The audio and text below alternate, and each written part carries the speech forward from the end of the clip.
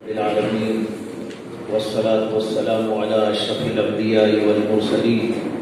وعلى آله وصحبه أجمعين ومن تبعهم بإحسان في كل زمان ومكان إلى يوم الدين. أما بعد، فأعوذ بالله من الشيطان الرجيم. بسم الله الرحمن الرحيم. هو الذي بعث في الأميين رسولا منهم يتلو عليهم آياته ويزكيهم ويعلمهم الكتاب والحكمة وإن كانوا من قبل لفي ضلال مبين. صدق الله مولانا العظيم.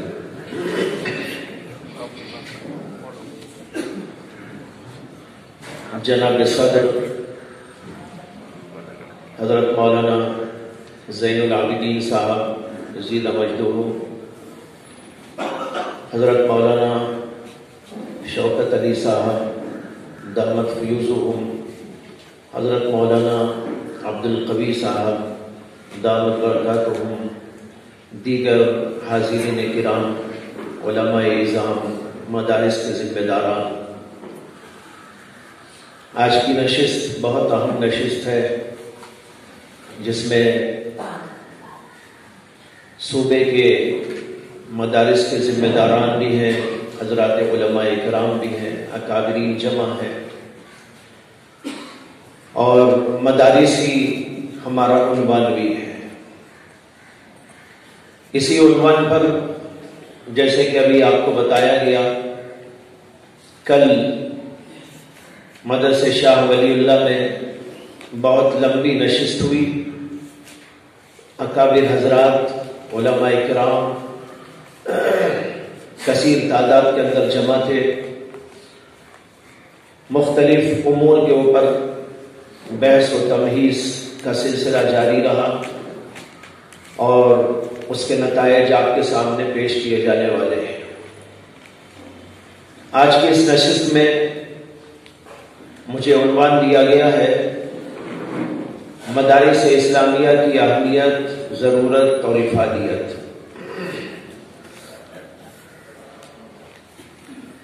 مدارس اسلامیہ کی ضرورت اور اہمیت اور افادیت ایک ایسا موضوع ہے کہ میں سمجھتا ہوں کہ اس کے اندر کسی اختلاف کی کوئی گنجائش نہیں، لیکن اس کے باوجود حالات زمانے کے تناظر میں، کچھ حالات کے پس منظر میں کبھی وہی عنوانات پیش کرنے کی ضرورت پڑ جاتی ہے جس کے اوپر ایک اتفاق دلے اور مختلف اس قسم کے امور کی وجہ سے ان باتوں کو دوبارہ دہرانے کی کوشش کی جاتی ہے، ذہنوں میں بٹھانے کی کوشش کی جاتی ہے۔ قرآن کریم کی جو آیت میں نے اس وقت آپ کے سامنے تلاوت کی ہے، هو الذی بعث فی الأمیین رسولا منہم یتلو علیہم آیاتہ ویزکیہم ویعلمہم الکتاب والحکمہ، اس آیت کریمہ میں جناب محمد رسول اللہ صلی اللہ علیہ وسلم کے مقاصد نبوت کو اور آپ کے بعثت کے مقاصد کو پیش کیا گیا ہے۔ اس کے اندر قرآن کریم کا ذکر ہے، تعلیم قرآن کا، تعلیم حکمت کا، تزکیے کا۔ یہی وہ امور ہے جس کو لے کر اللہ کے نبی علیہ السلام اس دور میں تشریف لائے جبکہ ساری دنیا کے اندر جہالت کا دورہ تھا، اور تمام قسم کی برائیاں دنیا کے اندر رائج تھی، ہر قسم کا ظلم، ہر قسم کا فساد، ہر قسم کی برائی، ان سارے ہی امور کو ختم کرنے کے لیے اللہ تبارک و تعالی نے نبی اکرم صلی اللہ علیہ وسلم کو بھیجا، اور آپ یہ نصاب اور نظام لے کر دنیا میں تشریف لائے۔ نصاب کیا تھا؟ قرآن کریم، اس کی تعلیم، اور دوسرے حکمت اور اس کی تعلیم۔ علماء کرام نے حکمت کی تفسیر کے اندر سنت کو ذکر کیا ہے، کہ حکمت سے مراد ہے رسول اللہ صلی اللہ علیہ وسلم کی سنت اور احادیث. یہ دو چیزیں تھیں نصاب کے اندر. قرآن کریم نصاب کے اندر تھا، سنت رسول نصاب کے اندر. اور پھر ان سب چیزوں کو پڑھنے پڑھانے کے ساتھ ساتھ ایک اور چیز اس کے ساتھ میں شامل کی گئی تھی جس کا نام ہے تزکیہ، جس کو ہم تربیت بھی کہہ دیتے ہیں. تو تعلیم اور تربیت یہ دو چیزیں تھیں. ایک نصاب تھا، ایک نظام تھا. نظام تربیت کا نظام تھا، تزکیے کا نظام تھا، صفائی کا نظام تھا. ظاہر کو اور باطن کو بنانے کی محنت تھی. اور اس کے لیے دو چیزیں سامنے رکھی گئی تھی، ایک اللہ کی کتاب، ایک رسول اللہ صلی اللہ علیہ وسلم کی سنت. یہ سب ملا کر نصاب اور نظام تھا جس کو لے کر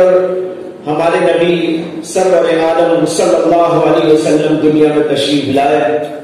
اور پھر اس کے مطابق جو آپ نے محنت کی اور کام کیا تو اس کے نتیجے میں ایک معاشرہ تیار ہوا. جہالت کا دور ختم ہوا، علم کا دور، روشنی کا دور شروع ہوا.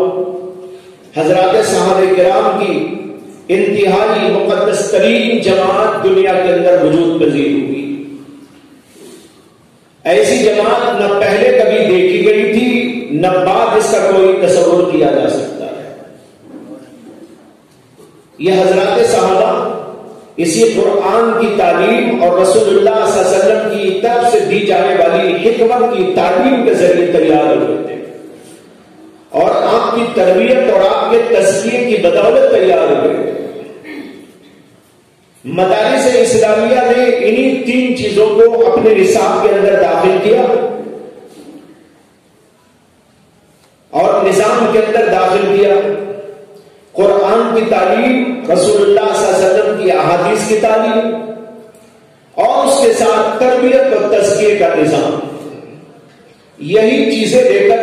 مدارس اسلامیہ قائم ہوئی. اور جو اس دور کے اندر مدرسہ قائم ہوا، اللہ کے نبی علیہ السلام نے قائم فرمایا، جس کو مدرسۃ الصفہ علماء کرام کہتے ہیں. وہاں بھی یہی چیزیں تھیں اور انہی چیزوں کی بنیاد پر تعلیم اور تربیت کا نظام چلتا رہا. اور دنیا بھر کے اندر یہ نظام الحمدللہ قائم ہوتا گیا. اور یہ مدارس اسلامیہ جو قائم ہوئے، ان کے پیش نظر ایک طرف قرآن اور حدیث کی تعلیم کے ساتھ تربیت، یہ دو چیزیں ہمیشہ ساتھ ساتھ چلتی رہی. اگر ان میں سے ایک کو ہٹا دیا جائے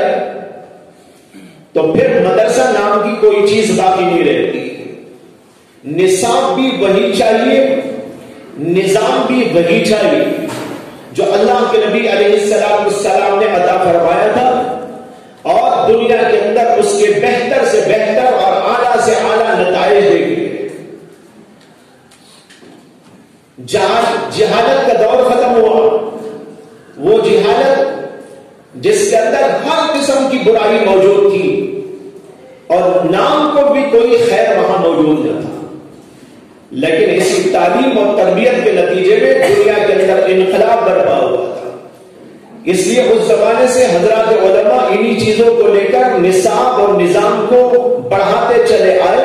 اور پڑھاتے چلے آئے، اور آج تک مدارس اسلامیہ اسی کو برتا ہے. اور رہے دیگر علوم اور فنون،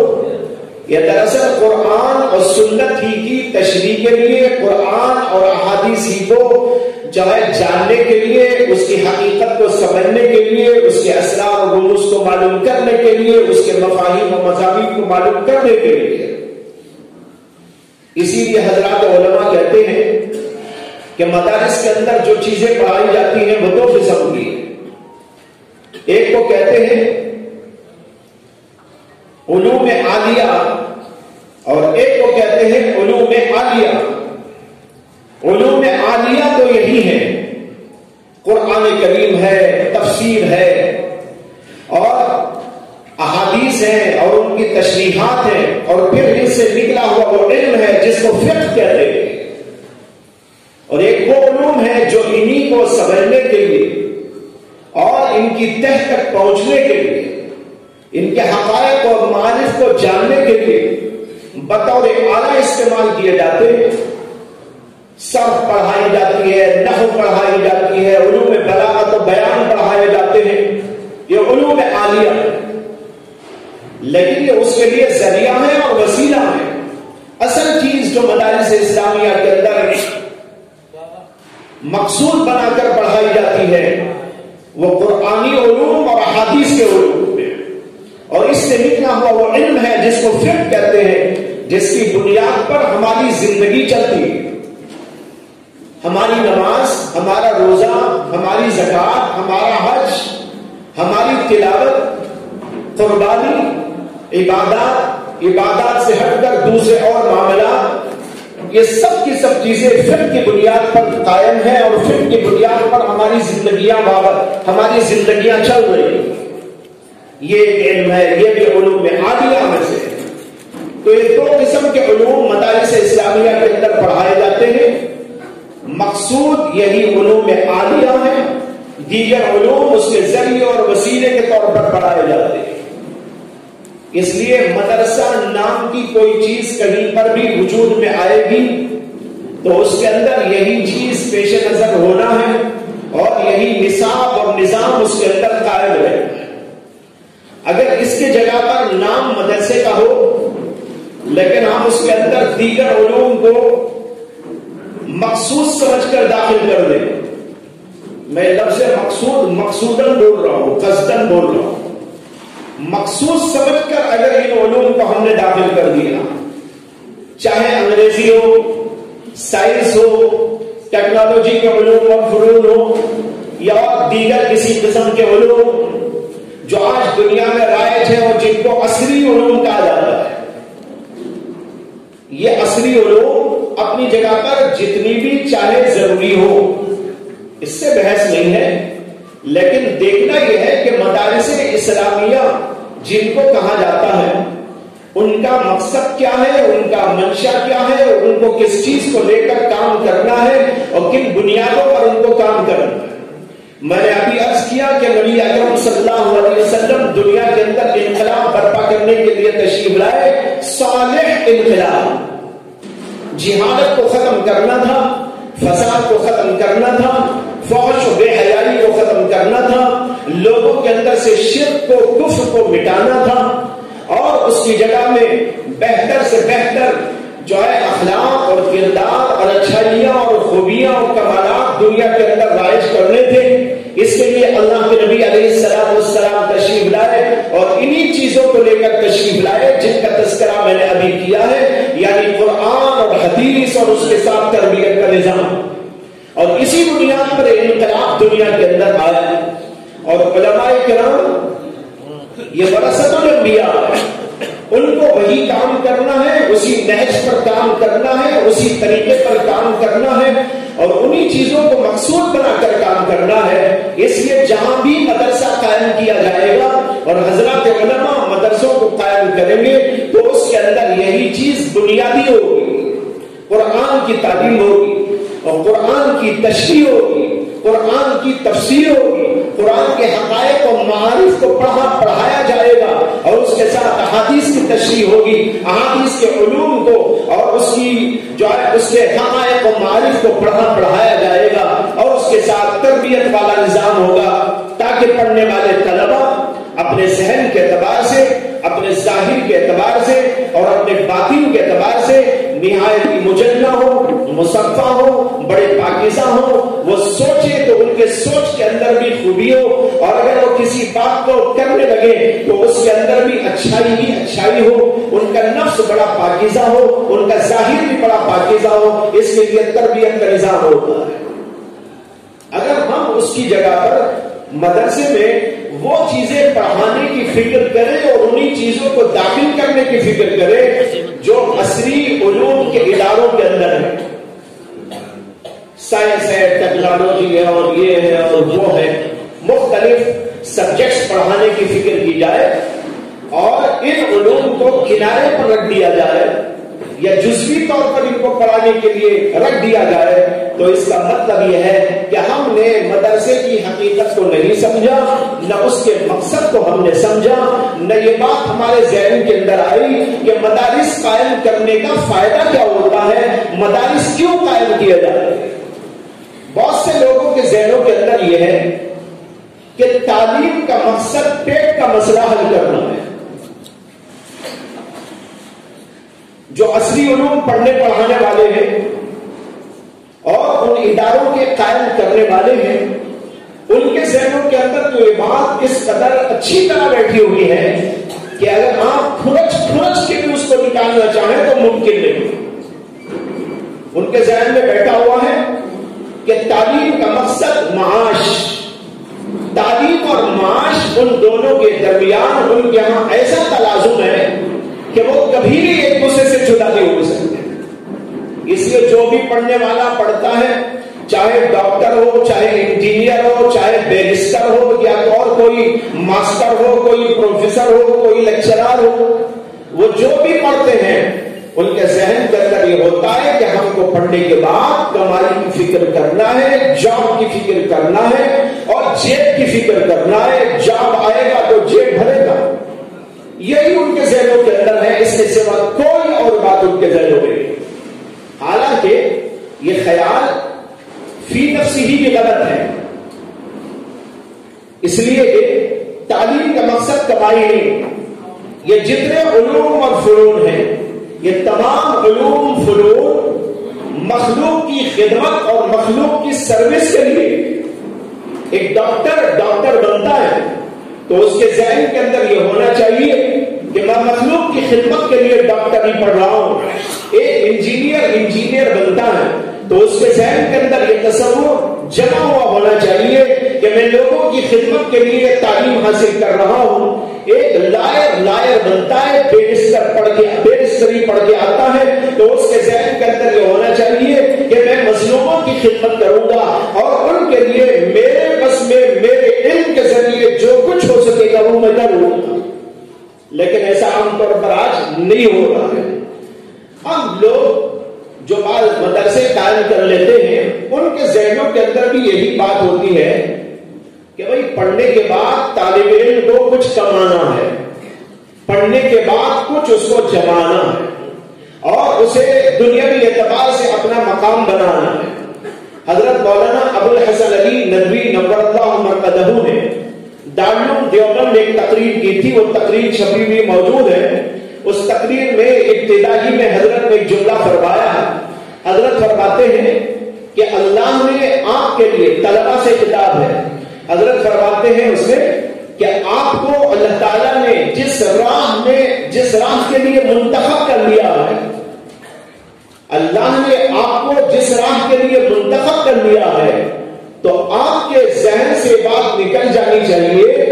کہ یہ راہ معاشی فلاح مندیوں کی ہے۔ حضرت کہتے ہیں معاشی فلاح مندیوں کے لیے نہیں ہے، یہ اخروی فلاح مندیوں کے لیے ہے،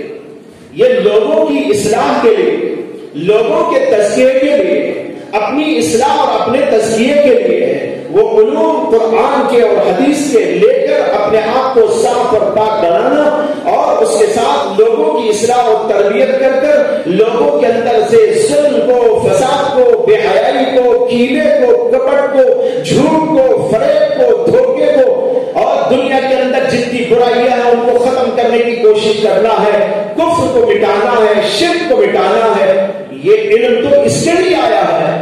اس لیے جو اللہ نے کسی کو یہ راہ دے دی اس کو یہ نہیں سمجھنا ہے کہ مجھے کمانا ہے اور جمانا ہے اور مجھے یہ اور یہ چیزیں حاصل کرنی ہے۔ یہ ہمارے لیے ایک ضمنی قسم کی چیز ہے، مقصود نہیں ہے۔ نہ کسی مدرسے میں پڑھنے والے کے ذہن کے اندر یہ ہونا چاہیے، نہ پڑھانے والے کے ذہن کے اندر ہونا چاہیے، نہ مدارس کو قائم کرنے والوں کے ذہن میں یہ بات ہونی چاہیے۔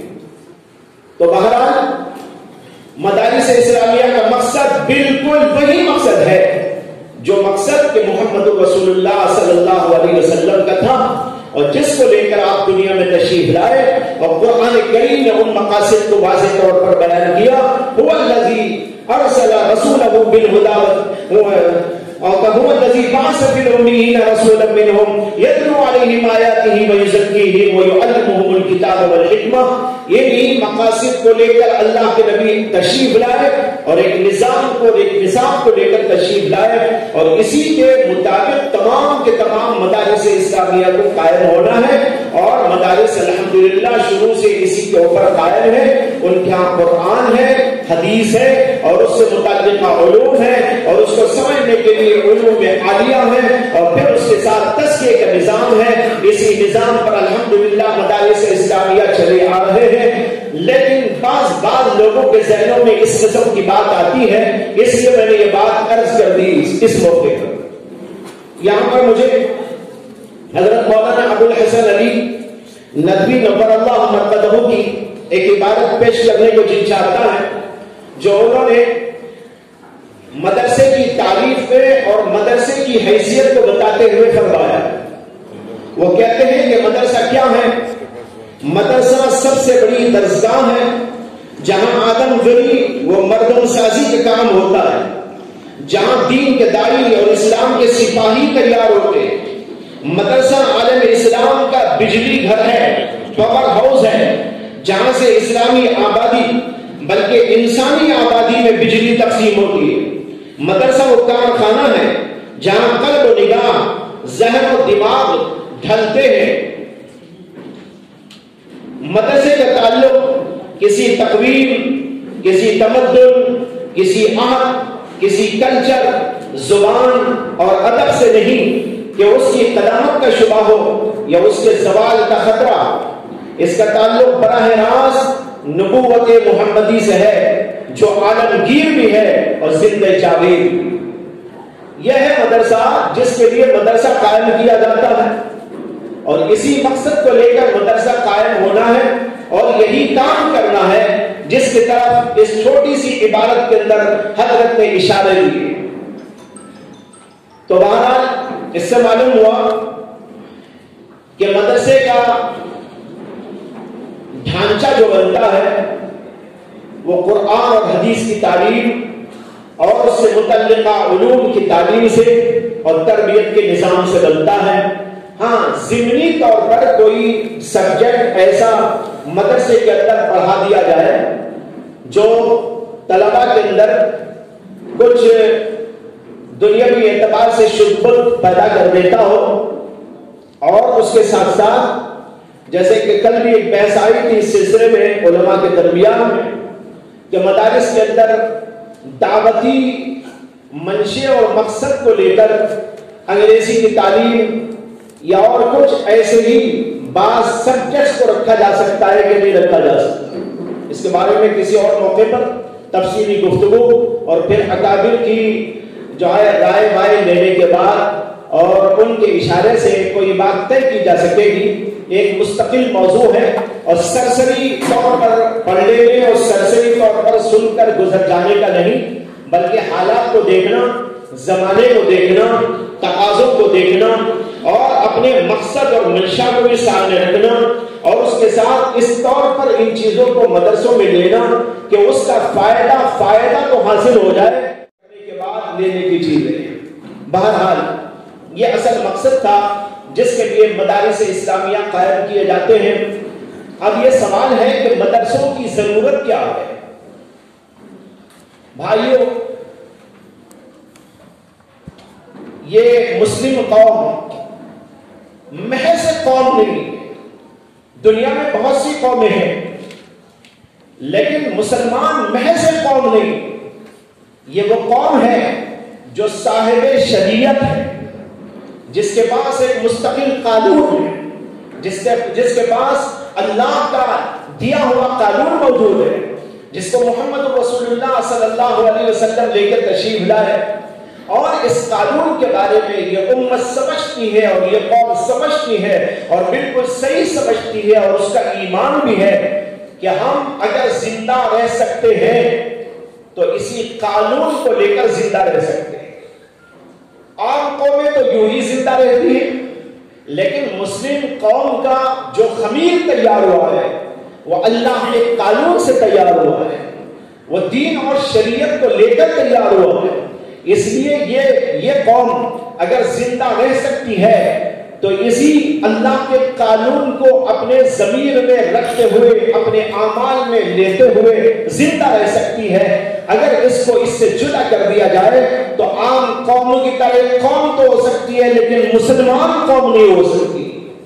اگر مسلمان قوم ہی کی حیثیت سے دنیا میں زندہ رہنا چاہتی ہے تو اس کے لیے انتہائی ضروری ہے کہ وہ اللہ کے قانون کے مطابق زندگی کرے اور اسی کو اپنے لیے ہر قسم کی فلاحمندیوں کا سبب جانے، تب جا کر یہ قوم بحیثیت قوم مسلم دنیا کے اندر اپنے امتیازات کے ساتھ، اپنے تشخصات کے ساتھ میں زندہ رہ سکتی ہے۔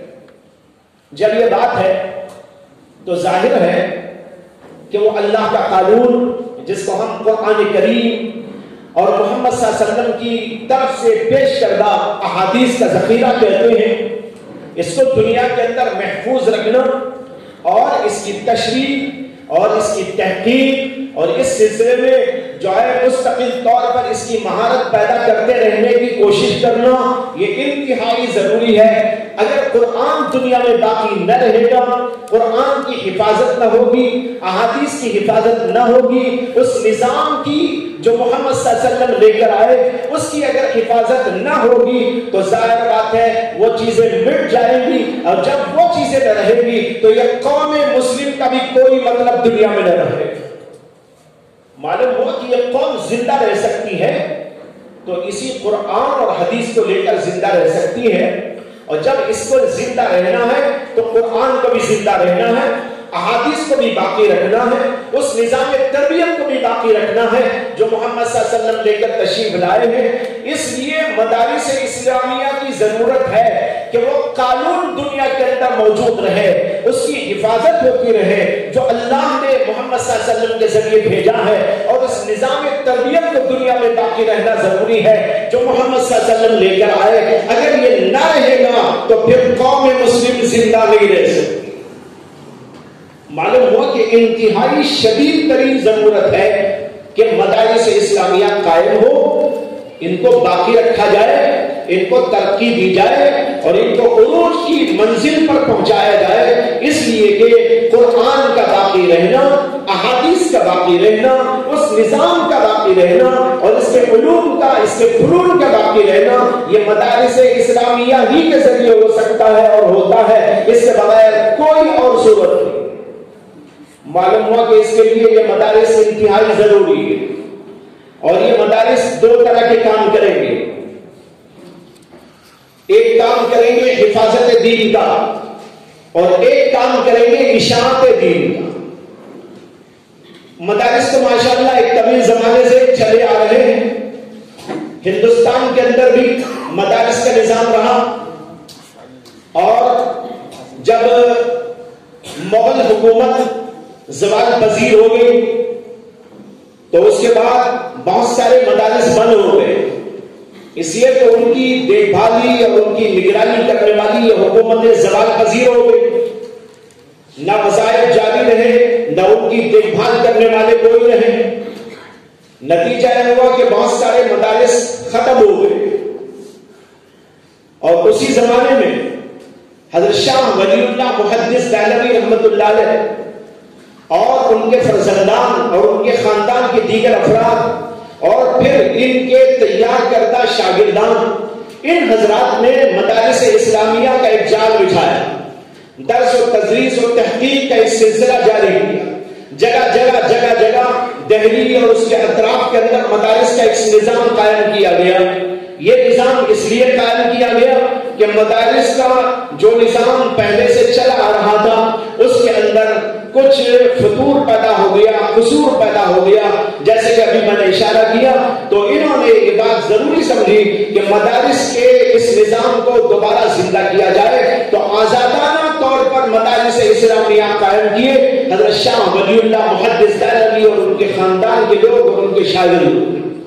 پھر اس کے بعد انگریزوں کا تسلط ہوا، ایک سلسلہ چلتا رہا، اور پھر انگریزوں نے جو کچھ کیا وہ آپ کو معلوم ہے، اور پھر وہ زمانہ آیا کہ 1857 میں مسلمانوں نے انگریزوں کے خلاف جو جہاد کیا تھا اور پھر اس جہاد کے اندر مسلمانوں کو بظاہر جو ناکامی ہو گئی، تو اس کے بعد صورتحال انتہائی سنگین ہو گئی، انتہائی سنگین۔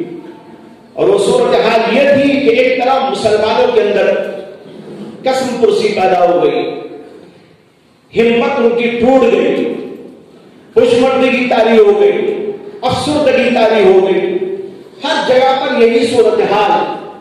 اور پھر اس کے ساتھ ساتھ دوسری طرف یہ دیکھا جانے لگا کہ انگریزوں کی طرف سے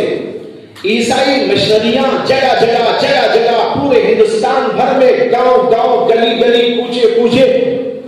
اپنا لٹریچر لے کر پھیلا رہے ہیں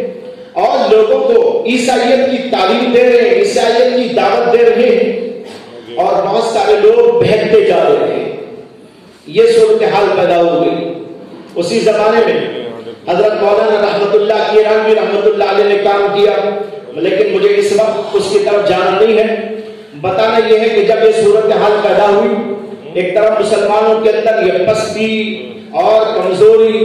اور ذہنی اعتبار سے اور عقلی اعتبار سے پستی اور ہمت شکنی پیدا ہو گئی، افسردگی چھا گئی، اور دوسری طرف عیسائی قوم مشنریوں کے ذریعے سے آگے بڑھنی شروع ہو گئی، اور پھر انگریزی تعلیم جس کا بھی ذکر کیا گیا، لارڈ میکالے، اس نے جو نظام بنایا تھا اس کا رواج ہوا، اور بہت سارے مسلمان اس سے متاثر ہو کر انگریزی تعلیم کی طرف جانے لگے۔ اسی زمانے میں متعدد حضرات علماء کرام جو بڑے بڑے اس زمانے کے تھے، انہوں نے سوچا کہ اس صورتحال کو قابو میں لانے کے لیے اور مسلمانوں کی اس پست ہمتی کو بلند ہمتی سے تبدیل کرنے کے لیے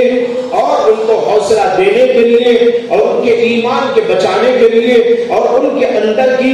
جو برائیاں ہیں ان کو ختم کرنے کے لیے، اور دوسری طرف ان لوگوں کا مقابلہ کرنے کے لیے جو عیسائیت کی مشنریاں ادھر ادھر پھیلتے ہوئے عیسائی لوگوں کو بنانے کی کوشش کر رہی ہے، اس کا مقابلہ کرنے کے لیے کیا صورت اختیار کرنی چاہیے۔ اللہ نے اس زمانے کے لوگوں کے ذہن کے اندر بطور الہام یہ القا فرمایا تھا کہ مدارس اسلامیہ قائم کرو، آزادانہ مدارس، اور مسلمانوں کے ایک ایک پیسے کو لے کر تم ان مدارس اسلامیہ کو قائم کرو۔ اسی زمانے کے اندر دارالعلوم دیوبند قائم ہوا، اور اس کے بعد کئی مدارس قائم ہوتے چلے گئے۔ اولیت حضرت مولانا قاسم العلوم والخیرات قاسم نانوتوی رحمت اللہ علیہ کو حاصل ہوئی، دارالعلوم دیوبند کا وجود ہوا، پھر اس کے بعد سہارنپور کا اور پھر ندوہ کا اور دیگر اور مدارس قائم ہوتے چلے گئے، اور اس کا جال بچھتا چلا گیا۔ یہ جو مدارس اسلامیہ قائم ہوئے، ان کا مقصد وحید یہی تھا کہ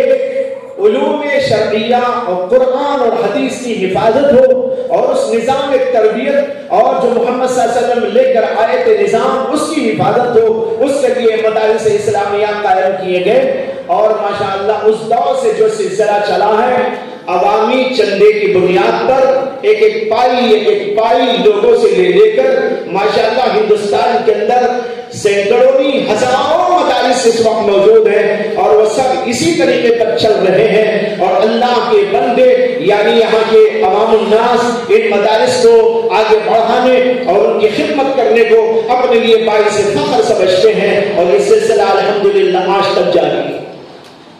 میں نے عرض کیا کہ مدارس دو کام کرتے ہیں، ایک کام ان کا ہے حفاظت دین کا، جس کے بارے میں تھوڑی سی گفتگو اوپر بھی میں نے کی آپ کے سامنے، کہ مدارس اس نظام اور نصاب کی حفاظت کرنے کے لیے قائم کیے گئے ہیں۔ اس کے بغیر اس کا کوئی تصور نہیں کہ مدرسہ کیا ہوتا ہے، مدرسہ یہی ہوتا ہے، اس کے اندر انہی علوم کی حفاظت، اور اس میں بچوں کو حافظ بنایا جاتا ہے، احادیث پڑھائے جاتے ہیں، یاد کیے جاتے ہیں، اور اسی طرح ان کی تشریحات کو محفوظ کیا جاتا ہے۔ قرآن کریم کی تفسیر یہ بھی اوپر سے چلی آتی ہے، اور اس کی بھی حفاظت کی جاتی ہے۔ ایسا نہ ہو کہ کوئی آدمی آئے اور کہنے لگے کہ میرے ذہن کے اندر اس آیت کا یہ مطلب آ رہا ہے، جو نہ اللہ کے نبی کے ذہن میں آیا، نہ صحابہ کرام کے ذہن میں آیا، نہ تابعین و تبع تابعین کے ذہن میں آیا، نہ اسلاف نے اس کو کبھی جو ہے اس کی طرف التفات کیا، ایک قسم کا مضمون اس کے ذہن میں آ گیا، اس نے قرآن کے اوپر اس کو منتمک کر کے پیش کرنا شروع کر ڈالا۔ اس کے لیے مدارس اسلامیہ میں قرآن کریم پڑھانے کے ساتھ قرآن کریم کی تفسیر بھی پڑھائی جاتی ہے اور اس کی بھی حفاظت کی جاتی ہے، تاکہ کبھی ایسا نہ ہو کہ قرآن کریم منمانی تشریح کا منمانی تشریح کے لیے کھلونا بن جائے، لوگ آتے رہیں اور اپنی اپنی بات کہہ کے چلے جائیں۔ یہی بات احادیث رسول کے بارے میں بھی ہے، اور پھر اس کے ساتھ فقہ کی تعلیم اور ان مسائل کو جو ہے پڑھایا اور اس کے اندر مہارت پیدا کی جاتی ہے، اختصاص کے ساتھ مہارت کے ساتھ ان سب چیزوں کو پڑھنے اور پڑھانے کا جو سلسلہ ہے، یہ دراصل ان قرآن و حدیث کے علوم کی حفاظت کے لیے اور اس کے تحفظ کے لیے ہے۔ یہ سلسلہ الحمدللہ جاری۔ دوسرا کام جو مدارس اسلامیہ کو کرنا ہے اور کرتے ہیں وہ ہے اشاعت دین۔ اشاعت دین کا مطلب یہ ہے کہ جو علوم پڑھائے جاتے ہیں اور جن کو پڑھایا جاتا ہے، یہ ان علوم کو فنون کو لے کر لوگوں کے درمیان میں جائیں گے اور عوام الناس تک اس کو پہنچائیں گے، غیروں تک اس کو پہنچائیں گے۔ اللہ کا یہ دین ہمارے پاس محفوظ رکھنے کے لیے نہیں ہے، بلکہ یہ اللہ کا دین آیا ہے ساری انسانیت کے لیے، تو ساری انسانیت تک پہنچانے کی ذمہ داری جو مدارس اسلامیہ اور حضرات علماء پر اللہ نے رکھی ہے، یہ کام انہی مدارس کے ذریعے اور علماء کے ذریعے ہوتا ہے۔ قرآن کریم کے اندر اللہ نے فرمایا اِنَّا عَرَضْنَا الْأَمَانَةَ عَلَى السَّمَاوَاتِ وَالْأَرْضِ وَالْجِبَالِ فَأَبَيْنَ أَن يَحْمِلْنَهَا وَأَشْفَقْنَ مِنْهَا وَحَمَلَهَا الْإِنسَانُ إِنَّهُ كَانَ ظَلُومًا جَهُولًا۔ اللہ نے کہا کہ ہم نے امانت پیش کی زمین پر، آسمان پر، پہاڑوں پر۔ معلوم ایسا ہوتا ہے کہ اللہ نے سبھی مخلوقات پر پیش کی، لیکن 3 بڑی بڑی مخلوقات کا ذکر کیا، باقی کو چھوڑ دیا گیا۔ خود ہی سمجھ میں آ جائے گا، جب اتنی بڑی بڑی مخلوقات پر اللہ نے اس امانت کو پیش کیا، فَأَبَيْنَ أَن يَحْمِلْنَهَا، اس کو اٹھانے سے انہوں نے انکار کر دیا۔ انکار سے مراد ہے اس کا اظہار کر دیا، ہم نہیں اٹھا سکتے، ہمارے اندر یہ سکت نہیں ہے، ہمارے اندر یہ طاقت نہیں ہے۔ پہاڑ نے جواب دے دیا، زمین نے جواب دے دیا، آسمان نے جواب دے دیا، وَحَمَلَهَا الْإِنسَانُ، اور انسان نے اس کو اٹھا لیا۔ یہاں پر نکتے کی بات یہ ہے کہ اللہ نے اس دین کو، شریعت کو امانت کے لفظ سے تعبیر کیا ہے۔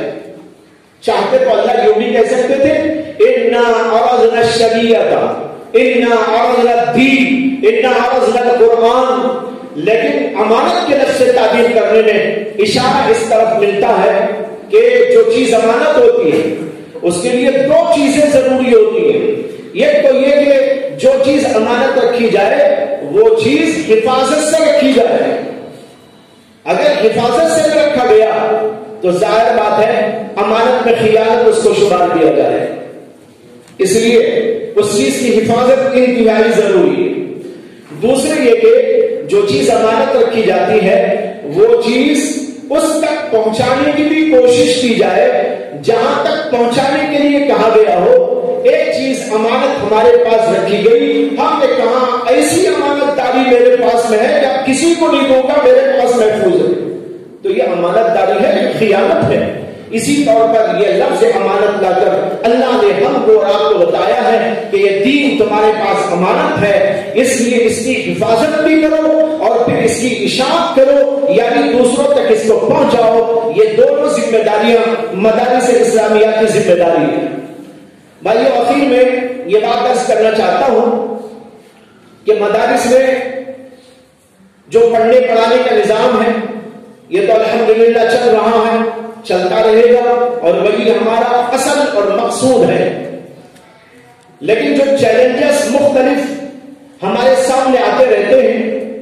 مدارس کے سامنے آتے رہتے ہیں، حالات کے اعتبار سے، زمانے کے اعتبار سے، ان کو بھی سمجھنے اور ان کو بھی پڑھنے اور پھر قرآن و حدیث کی روشنی میں ان چیزوں کو حل کرنے اور اس کا مقابلہ کرنے کی بھی ضرورت ہوتی ہے. اس لیے اس اشاعت میں اس پہلو کو بھی سامنے رکھنا چاہیے کہ جب ایسے حالات پیش آئیں تو ہم غیروں کے سامنے دین اسلام کو کس انداز سے پیش کریں اور کیا وہ چیلنجز ہیں اور ان کا ہم کیسے مقابلہ کریں. شبہات پیدا کیے جاتے ہیں اور اعتراضات کیے جاتے ہیں، تو ایسے اعتراضات کے موقع پر قرآن و حدیث کی روشنی میں ان چیزوں کا جواب تلاشنا اور پھر لوگوں کے سامنے مدلل طور پر پیش کرنے کی کوشش کرتے رہنا، یہ بھی ہمارا ایک فریضہ ہے. مدارس اسلامیہ کو یہ بھی اپنے نصاب کے اندر اور نظام کے اندر داخل کرنے کی ضرورت ہے. عوام الناس میں جو رائج بدعات ہیں، خرافات ہیں، لغویات ہیں، شرکیات ہیں، اور اسی کے ساتھ ساتھ جو ہے آج کل تو ایسا ماحول ہے کہ لادینی پھیلی ہوئی ہے،